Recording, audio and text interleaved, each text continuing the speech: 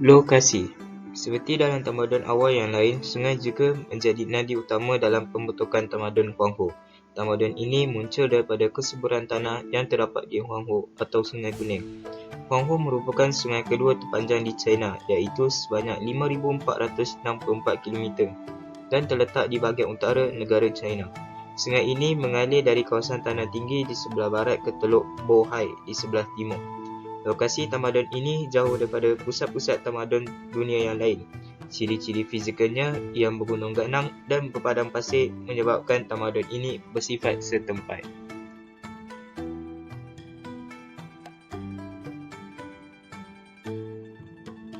Kerangka masa 400,000 sebelum Masihi.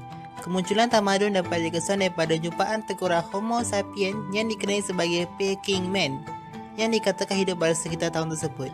5,000 sebelum Masihi, zaman Neolitik wujud. 2205 sehingga 1766 sebelum Masihi, dinasti raja pertama iaitu dinasti Hersha.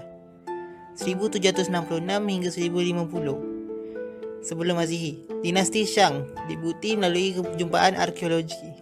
1050 sehingga 256 sebelum Masihi, pada penghujung pemerintahan dinasti Shang, muncul kebangkitan hamba kerana kezaliman pemerintah Raja Shang, lalu memberi peluang kepada suku kaum Zhou yang mendiami di lembah Sungai Wei di bahagian barat dan menjadi dinasti Zhou pada tahun tersebut.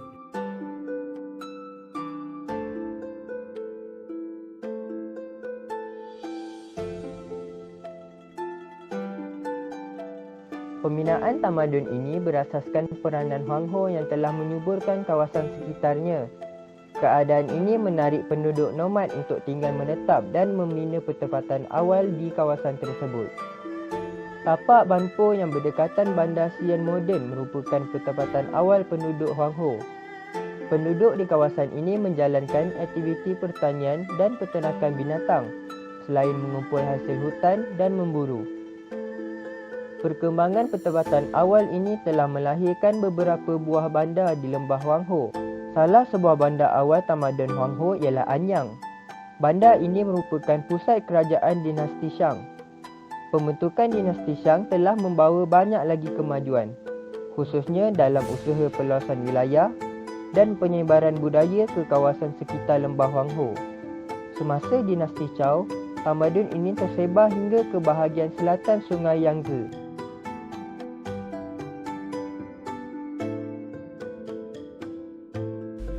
Ciri-ciri tamadun Huanghe ialah terdapat negara kota. Negara kota mereka ialah Anyang yang terletak di kawasan tanah tinggi Sungai Huan. Ia dikelilingi oleh perkampungan yang didiami oleh masyarakat petani. Ciri seterusnya ialah organisasi sosial.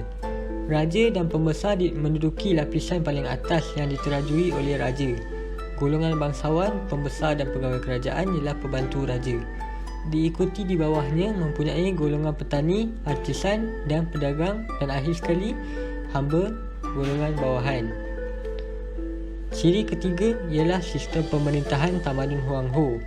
Ia terbahagi kepada dua, iaitu dinasti Shang dan dinasti Zhou. Dinasti Shang berbentuk pemerintahan beraja dan pengganti raja dilantik daripada kalangan saudara lelaki. Dinasti Zhou pula, Raja Zhou membahagikan pemilikan tanah kepada wilayah dan melantik pembesar tempatan di setiap wilayah tersebut.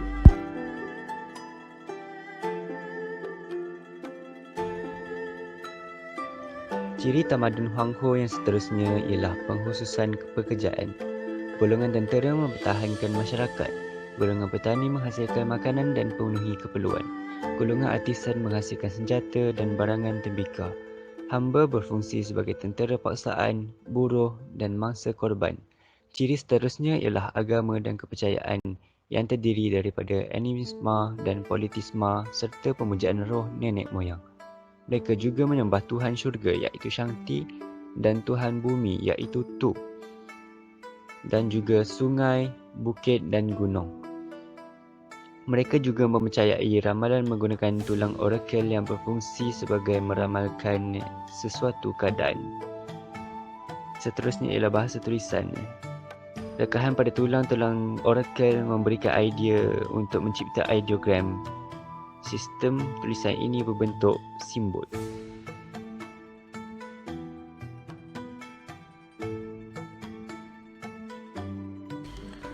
Sumbangan tamadun Huanghu. Sumbangan pertama ialah politik, di mana sistem pemerintahan monarki diteruskan hingga ke zaman dinasti Qin. Gelaran raja pula ditukar kepada maharaja. Sumbangan kedua ialah dari segi ekonomi. Sejak dinasti Shang, pembangunan pertanian diberikan perhatian dan wujudnya terusan kawasan pengairan untuk mengelakkan banjir. Kemajuan ini diteruskan dengan wujudnya teknologi pembajakan, penciptaan cangkul dan sabit. Sumbangan ketiga ialah sistem tulisan. Mereka menggunakan sistem tulisan ideogram dan ia berkembang secara evolusi. Tulisan ini juga digunakan secara meluas dalam bidang penulisan dan percetakan. Ia juga digunakan untuk diajar di sekolah-sekolah Cina.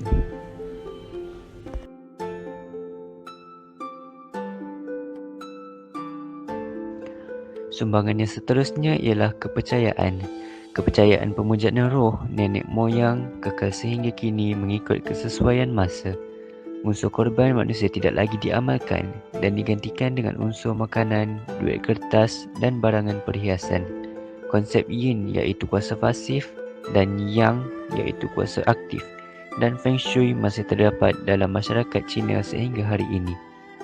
Seterusnya ialah sistem kalender.